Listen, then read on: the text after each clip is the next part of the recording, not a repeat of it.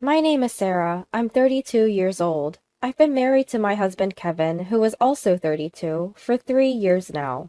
Both of us work full-time jobs, juggle household chores, and we've been making it work. We don't have kids yet, but life has been fun, just the two of us. I work in sales for a trading company. A tough job, but it pays well, while Kevin earns less. But he loves his work and takes pride in it, and I've always admired that about him. Kevin often goes fishing, his hobby, and I was okay with it because it was his way of taking a break from work.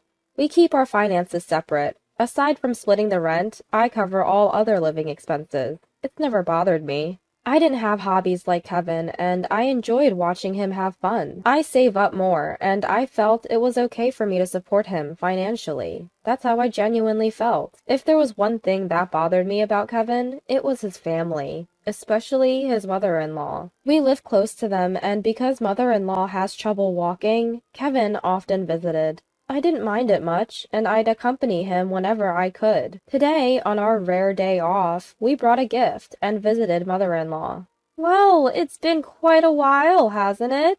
Sorry we've been away. Mother-in-law sighed, seemingly annoyed. It's only been 2 weeks since we last visited. Kevin went alone last week because I had to work on my day off. You may be busy with work, but you're also a wife, you know. Yes. Every time we meet, mother-in-law throws snide comments my way. She doesn't like that I earn more than Kevin. A woman should support and stand by her husband, she'd lecture. Mom, enough. We're handling it between us. Well, if you say so. I think mother-in-law, who's been a homemaker her whole life, can't relate to a working woman like me. Really sorry about that, Kevin said on our way back home. The constant passive-aggressive comments and lectures were stressful, but Kevin always stood up for me, which made it bearable. Hey, it seems like this month's rent hasn't been paid. Checking my bank account after work, I noticed there was no money. We couldn't make the withdrawal. Usually, Kevin deposits his half after he gets his paycheck, but it seems he forgot this time. I'm a bit short on cash this month. Again? This wasn't the first time. Sometimes he'd buy something and not have enough to cover his half of the rent. Annoyed, I let out a sigh, and Kevin chuckled nervously. Sorry, can you cover it this time? He said it like it was no big deal. I'd understand it if it were once in a while. After all, we all want to make a big purchase sometimes. But didn't you say the same thing last month? It's a limited edition fishing rod. You said the same thing last month, didn't you? Couldn't you have discussed it with me before buying it? Even though we have separate finances, if we can't stick to the budget, we can't make it work, especially when Kevin only pays half the rent. If he doesn't even cover that, then I'm left to handle all the living expenses. That's just not fair. Ugh, enough with the nagging. Kevin interrupts me, clearly annoyed, letting out a sigh and furrowing his brows. Nagging? Sure, we've had these kinds of conversations before, but only about shared expenses. I never meddled in how he spends his own money. Why are you always talking about money, Sarah? Are you obsessed? I was genuinely shocked to hear him say that. Well, we can't live here if we don't pay the rent, right? Talking about money all the time is unattractive. What? Unattractive, Kevin says, looking right at me. Why would he say something like that? I liked that Kevin wasn't concerned about money, and I was okay with managing our finances. And now he calls it unattractive? Seeing my silence, Kevin seems to think he's won the argument. He relaxes his face and lets out a resigned sigh. You know, like my mom always says, a woman should stay home and support her husband. What? If you don't make me look good, you're the one who's going to be embarrassed. Kevin says this dismissively, then turns his attention back to his phone. I was at a loss for words. Kevin always apologized for his mom's outdated views, saying she didn't understand me. Was that his true feeling? What does making him look good even mean? Is it just about silently supporting the household? I'm home! Welcome back! I was greeted by my mother-in-law, Susan, after a long day at work. What? Susan? I wasn't informed she'd be here today. Ignoring my surprise, Susan takes my bag and heads inside. I rush in and am speechless at what I see in the living room. What is all this? Boxes and belongings are cluttered everywhere, leaving no space to walk. Not just Susan, but my father-in-law is here too. Kevin is casually watching TV and drinking a beer. What's going on here? Lower your voice. What is all this? Kevin frowns at my confusion. My parents moved in today. Moved in? Here? He never mentioned this, not even this morning. Ignoring my shock, Susan is happily unpacking. Wait, I wasn't told about this. My mom's legs are getting worse. It's hard for her to live alone. But we have extra rooms, so it's fine. It'll lessen your burden if my mom lives with us. That's right. I'll help with the chores. It'll be good for you since you're so busy.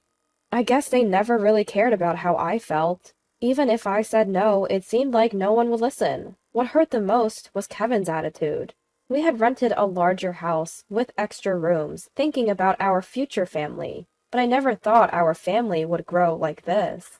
My life turned into a living hell. My in-laws, father-in-law and mother-in-law, took over the room we had saved for our future kids and acted like they owned the place.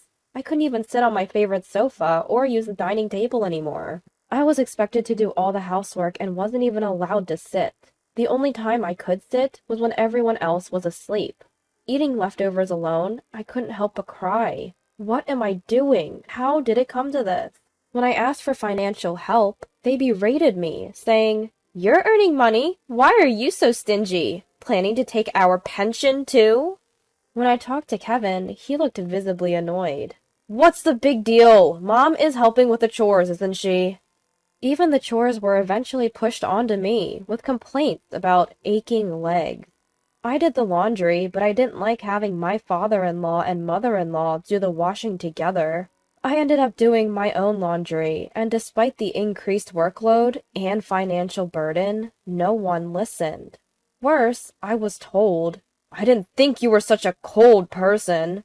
If you have complaints, then leave." The Kevin who said this was not the Kevin I had loved. Maybe I should leave.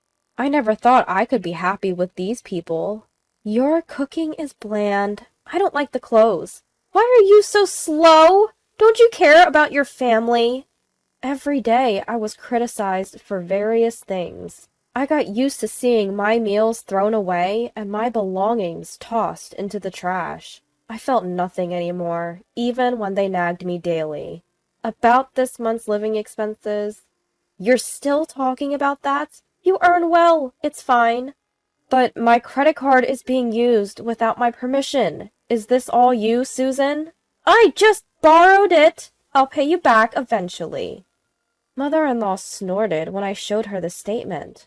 I don't know what she spent it on, but how could she spend nearly $5,000 in a month? Well, she admitted to the unauthorized use, and there's no way she could deny it with all those brand name items in her room bought with my card. Kevin said nothing, even after seeing this.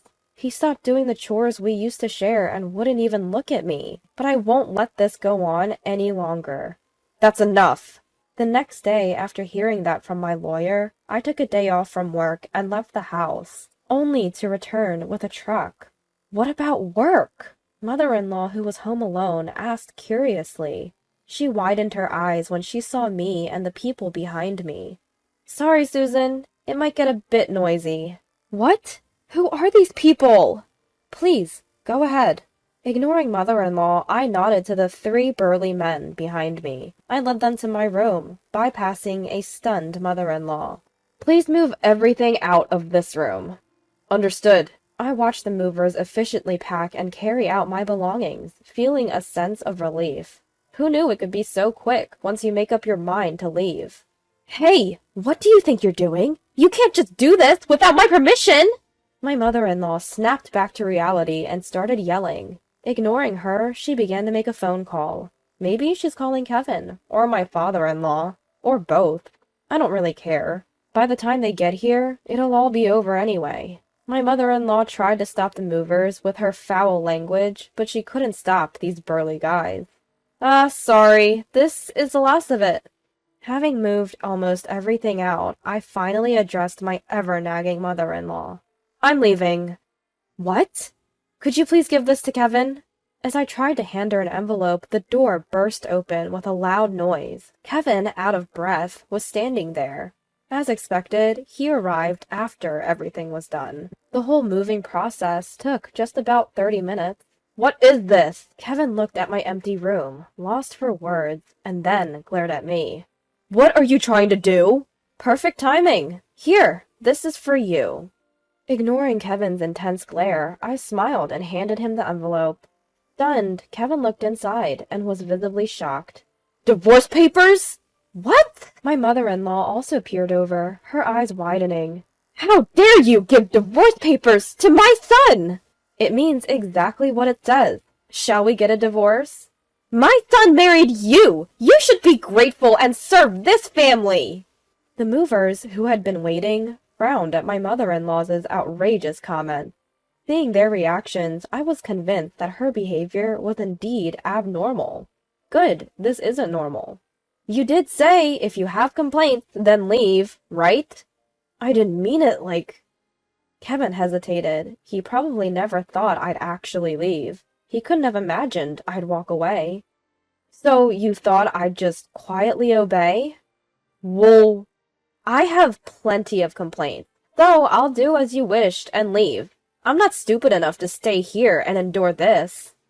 Leaving those words for a stunned Kevin, I walked out of the house with the movers. "Sorry for involving you in this mess," I apologized. "No problem. We understand," they smiled. "You've had it tough," they all said, comforting me. I couldn't hold back the tears anymore.